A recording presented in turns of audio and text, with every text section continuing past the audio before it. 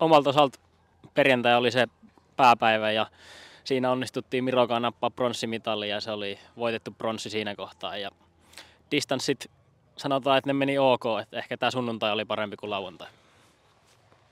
Joo, minulla oli vähän erilainen taktiikka kuin Ollilla tähän viikonloppuun. Et jätin perjantain väliin, että sai keskittyä lauantaille, joka oli tosi tärkeä päivä ihan jatkonkin kannalta ja se onnistui hyvin, että siellä oli hopeita jaossa. Hakola oli sen verran kova, että ei pystynyt siitä voitosta taistelemaan, mutta se oli hyvä päivä eilen ja tänään oli kyllä itselle iso yllätys toi pronssi.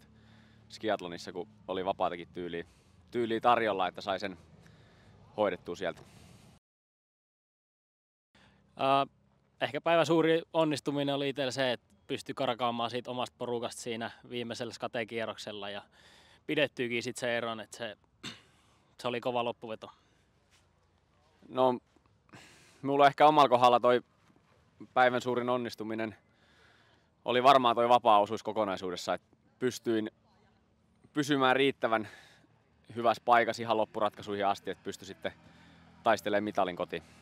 Parannettavaa tuosta tämän päivän kisasta, niin varmaan sitten samalla myös se vapaa, että siinä on ikuinen kehityskohde kyllä niin kuin tekniikan puolella ja muutenkin, että se tulisi helpommaksi.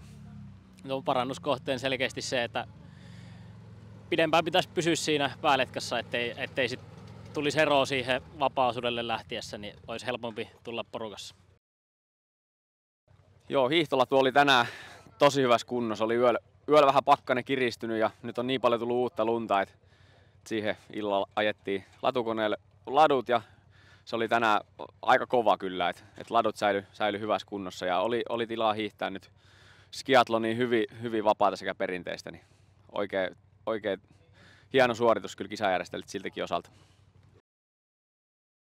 No, täytyy antaa ihan Antille pisteet suorituksesta, että vuosi harjoittelu on kuitenkin tässä lajissa hyvin lyhyt aika, että siihen nähden ja paineisiin nähden niin näytti kyllä oikein mallikkaalta hiihto.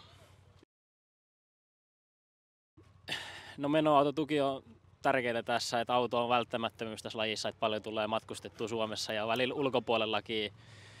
Esim. Pohjoismaissa niin autolla pitää pystyä liikkumaan ja menoauto sen tarjoaa. Joo, ja sitten varmasti tuohon vielä lisäksi se, että aikataulut on meillä molemmilla tosi tiukkoja ja saattaa olla hyvin vähän aikaa reissujen välissä, kun taas lähdetään baanalle, niin se, että on huolto niin kuin saavutettavissa nopeasti ja kaikki vastaavat toiminnot autolle, niin se on tosi tärkeää, että se on jouhevaa, niin se ei aina ole ihan hirveän helppo sovittaa tuohon aikatauluun muuten. Kausi alkaa olla aika pitkällä. Tietysti Trondheim ja MM-hiihdot on ne kauden päätavoite, mutta vapaa sprintin osalta nyt alkaa käydä aika vähin noi näytöpaikat ja se on nyt oikeastaan ehkä valitsijoista kiinni, että pääseekö vielä maailmancupia näyttämään sit omaa vauhtia.